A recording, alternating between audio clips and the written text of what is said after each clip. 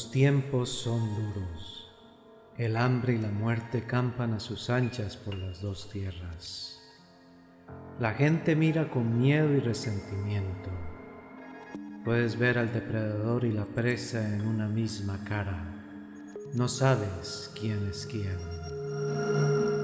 Los campos ya no son seguros. Como animales, bandas de ladrones esperan agazapados, esperando que un pobre miserable se cruce en su camino. Da igual que seas rico o pobre, el filo del cobre no hace distinciones. Por ello salgo de casa armado con mi lanza y un escudo, como un soldado cuando no soy más que el hijo de un humilde granjero. Pero matas o te matan, es la ley del más fuerte. Busco por horas el sustento por los caminos abandonados. Intento encontrar algo que me haga vivir un día más. Aventurarse fuera de las ciudades es temerario, pero peor es sentir el hambre. Así pasan las horas mientras la luz de Ra castiga la tierra negra. Sus hijos ya no reinan. Ya no hay alguien digno de llevar la doble corona, la que una vez unificó a las dos tierras. Ahora los nomarcas se disputan lo poco que queda, mientras los viles asiáticos invaden la tierra del Bajo Egipto. No hay orden. No hay sosiego, no hay justicia. Solo queda ser fuerte y vivir un día más. Llega el anochecer. Normalmente evito la oscuridad, pero esta vez me he alejado demasiado. Había que arriesgarse. Camino lo más cerca del río por medio de las viejas granjas abandonadas, donde el limo sagrado bendice la tierra. La luz del Aj domina los cielos oscuros. En el fondo de la meseta, tres reflejos blanquecinos llaman mi atención. Sí, ¿cómo no reconocerlas? Las inmensas moles que construyeron los reyes antiguos para albergar sus cuerpos. Dominado por su esplendor, me alejo del río y me acerco al solitario valle. Es peligroso. La noche trae horrores y más en estos tiempos, pero algo superior a mí empuja mis pasos. La meseta sagrada está repleta de tumbas. Todas han sido robadas, pues ya no hay respeto ni por los vivos, y mucho menos para los muertos. Pero yo nunca me he atrevido. Siempre he tenido un respeto reverencial por aquellos que me precedieron. Las tumbas de los reyes están cada vez más cerca. No sé cuánto tiempo caminé hasta dar con un poblado en ruinas. Casas, talleres de cerámica, panaderías. Apenas eran visibles sus formas, porque las arenas del desierto ya lo estaban enterrando todo. Cansado después de tanto caminar, me senté en una pequeña elevación. Podía ver con claridad a las tres grandes tumbas bañadas por la luz del Aj y cerca a su protector, el rey con cuerpo de león. Estaba extasiado. Qué grandes gentes construyeron tales obras que ni el paso del tiempo ha podido borrar. Cuando las dos tierras eran un reino próspero, ahora la tierra negra es como este poblado, entregado a las arenas, al abandono. ¿Te maravilla el espectáculo, muchacho? Un escalofrío recorrió mi cuerpo. Intuitivamente me levanté y giré con la lanza para golpear a quien me hablaba, pero no había nadie a mi alrededor. La noche era cerrada, pero la luz del Lag brillaba con tanta intensidad que parecía el sol de Ra recorriendo el día. Tranquilo, muchacho. Una vez más la voz se escuchaba a mis espaldas. Giré rápidamente y vi a 2 pasos de distancia la figura de un hombre sentado. Era un anciano cubierto por una túnica. Maldita sea, anciano, os hubiera podido hacer daño. El hombre no dijo nada. En fin, ¿qué haces en plena oscuridad en un lugar así? Solo se escuchaba el sonido del viento recorriendo la vasta meseta.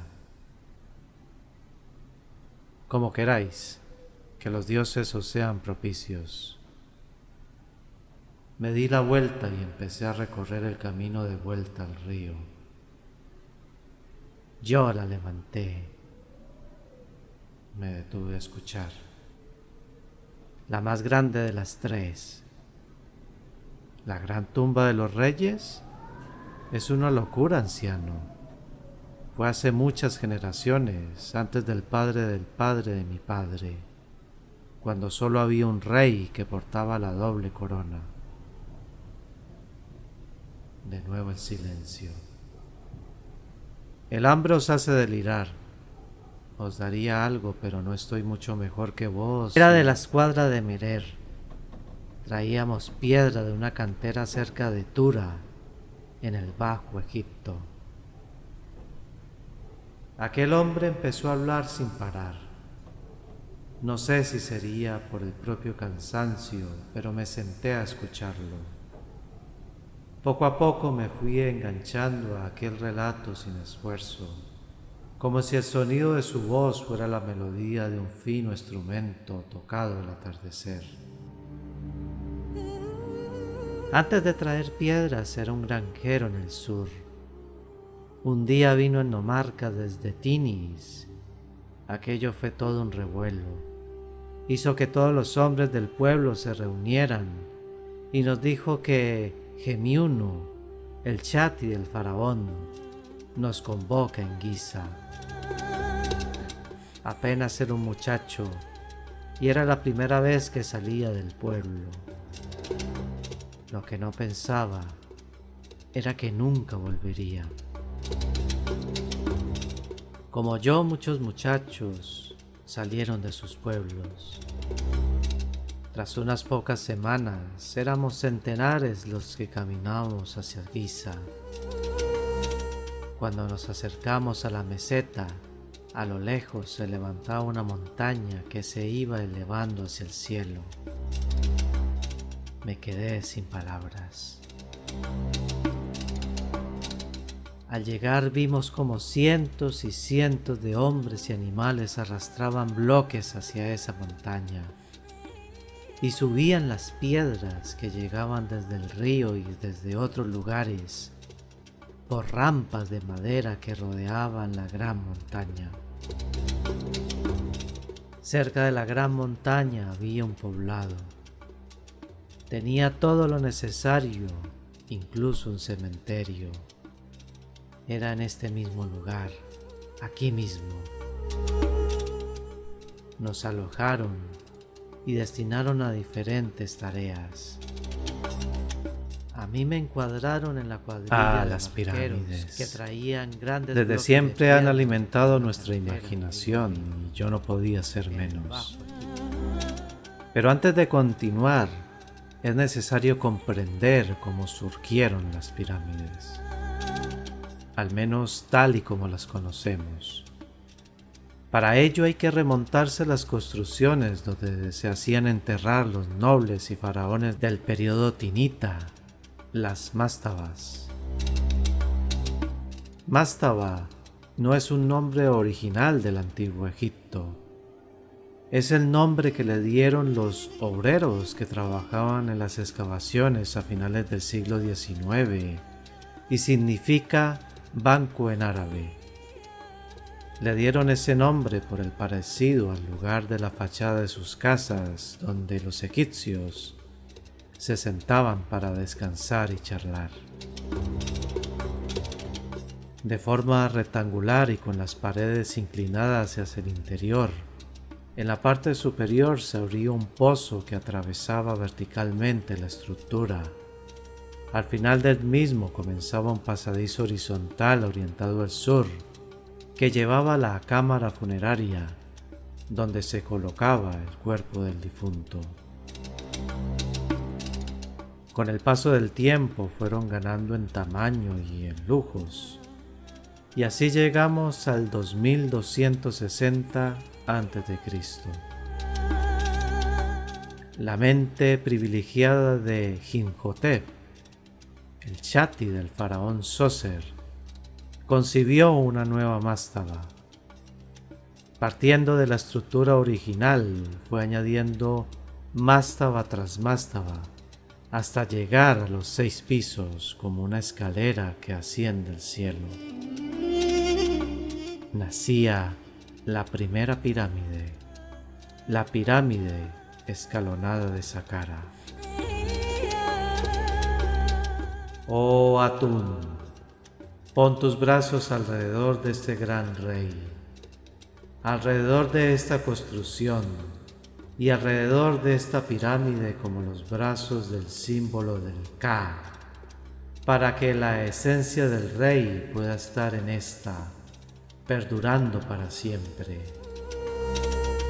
Oh gran Eneada, que estás en Heliópolis, haz que el nombre del rey perdure, haz que esta pirámide del rey y esta construcción suya perduren para siempre, como el nombre de Atún que preside sobre la gran Eneada perdura.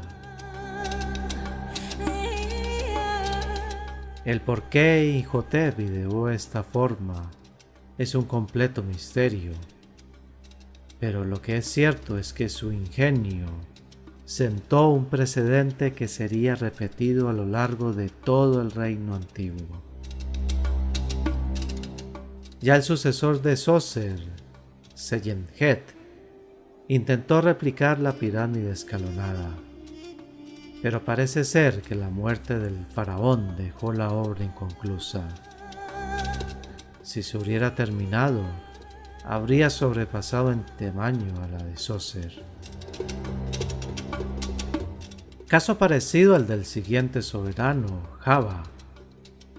Su pirámide estratificada quedó inacabada por la prematura muerte del soberano.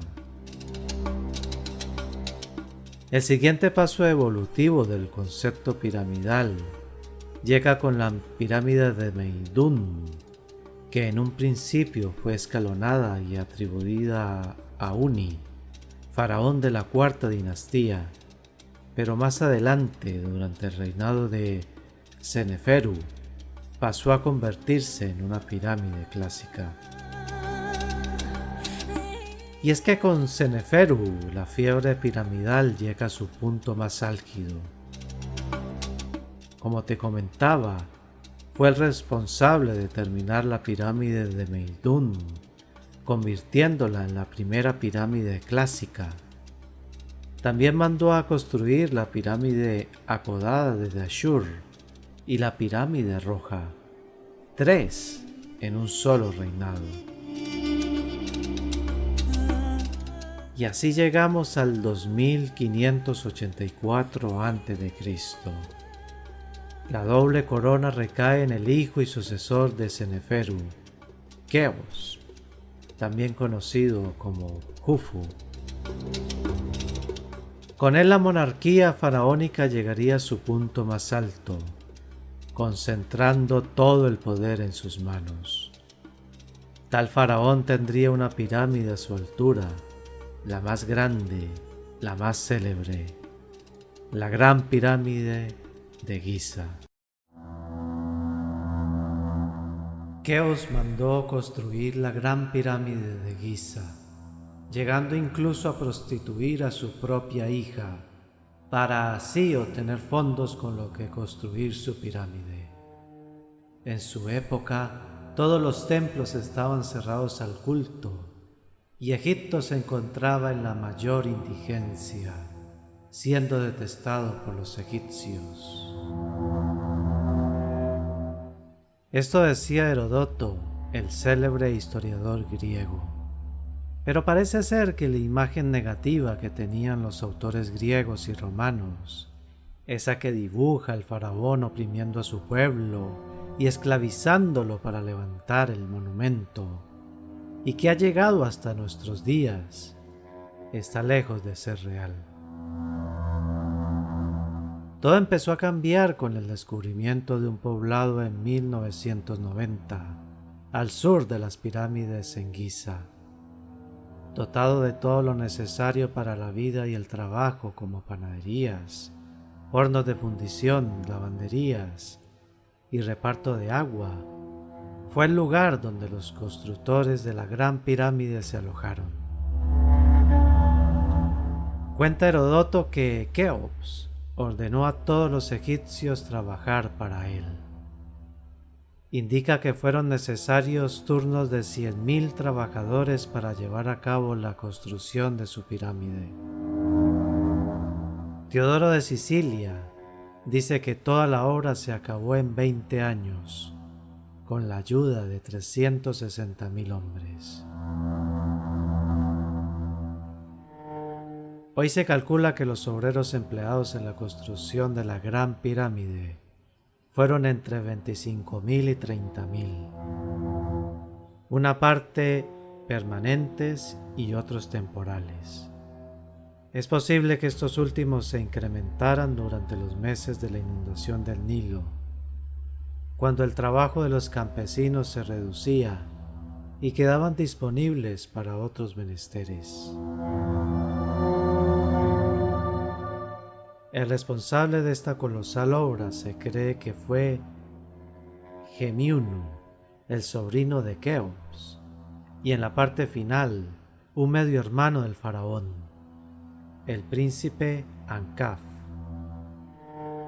Por debajo de estos había una larga serie de inspectores de diferentes rangos, que tenían la función de supervisar el trabajo de los operarios. Sin duda todo un desafío organizativo, tan importante como la construcción de la colosal pirámide. También se han encontrado textos de esta época y de la sexta dinastía, con registros de la organización del trabajo y actividades diarias, como el Diario de Merer, uno de los documentos escritos más antiguos que han sobrevivido. De la época final del reinado de Keops, en este texto encontrado en 2013, se registra cómo se transportaban las piedras de caliza de la cantera de Tura a Giza. Las piedras que se cree fueron los bloques de recubrimiento exterior de la Gran Pirámide. En este diario también se mencionan a personas importantes como el mencionado Ankaf. 10 fueron, como digo, los años que se emplearon en la construcción de esa calzada procesional y de las cámaras subterráneas de la colina sobre la que se alzan las pirámides. Cámaras que, para que le sirvieran de sepultura, Keops se hizo construir, conduciendo hasta allí un canal con agua procedente del Nilo, en una isla. Por su parte, en la construcción de la pirámide propiamente dicha, se emplearon 20 años. Esto fue lo que dijo Heródoto acerca de la tumba de Keops. No se ha encontrado su momia, pero sí se ha encontrado su barca funeraria en un gran foso junto a la Gran Pirámide. Keops murió aproximadamente en 2558 a.C. Tuvo muchos hijos y la familia real se dividió en 3 ramas. Varios de ellos se fueron turnando en el trono. El primero fue Diedefra. Este faraón se hizo erigir una pirámide más grande que la de su padre, utilizando un truco. Se construyó sobre una altiplanicie en Abu Roash, a 8 kilómetros al norte de Giza, lo que hizo que fuera 8 metros más alta que la Gran Pirámide. Se cree que eligió un sitio elevado dada su avanzada edad, para así poder terminar este proyecto. Para nuestra desgracia, esta auténtica Gran Pirámide no sobrevivió al paso del tiempo. En tiempos romanos fue demolida y usada como cantera para la construcción de otros edificios. Hoy solo quedan los primeros niveles. El siguiente hijo de Keops, seguro que te suena más, Kefren, el constructor de la siguiente Gran Pirámide, la mediana de las 3 de Giza. Al igual que su padre, Heródoto lo considera un tirano que mandó a cerrar los templos y sumió a las 2 tierras en la miseria. Aparte de la segunda Gran Pirámide, este faraón es famoso por la Gran Esfinge, la estatua con cuerpo de león y cabeza humana, que se cree lo representa. Después de Kefren, reinó el sabio Diedefor y el efímero Baefra, que dejó inconclusa su pirámide escalonada en Zawiet el Arian, entre Giza y Abusir. Y finalmente llegamos al tercero en discordia en el complejo piramidal de Giza, el nieto de Keops e hijo de Kefren, Miserino. A diferencia de su abuelo y padre, Heródoto lo considera un rey magnánimo que reabrió los templos al culto cerrados por los anteriores monarcas. A él se le atribuye la tercera pirámide, la más pequeña de las 3 de Giza. A Miserino le sucedió su hijo Chepsescaf. Con este rey, el penúltimo de la 4ª dinastía, se abandonan los símbolos solares y las pirámides, haciéndose construir una gran mástaba en Saqqara. Se cree que esta ruptura con los símbolos funerarios de sus predecesores se debe a disputas con el clero de Heliópolis. Este faraón sería considerado maldito por las generaciones posteriores, y su reinado marca el final de la época de esplendor del Imperio Antiguo. Aunque no sería el final para las pirámides. Varios faraones de la 5ª dinastía y posteriores siguieron construyendo estos monumentos, pero ya no serían tan esplendorosas como las de Giza o la pirámide escalonada de Zoser.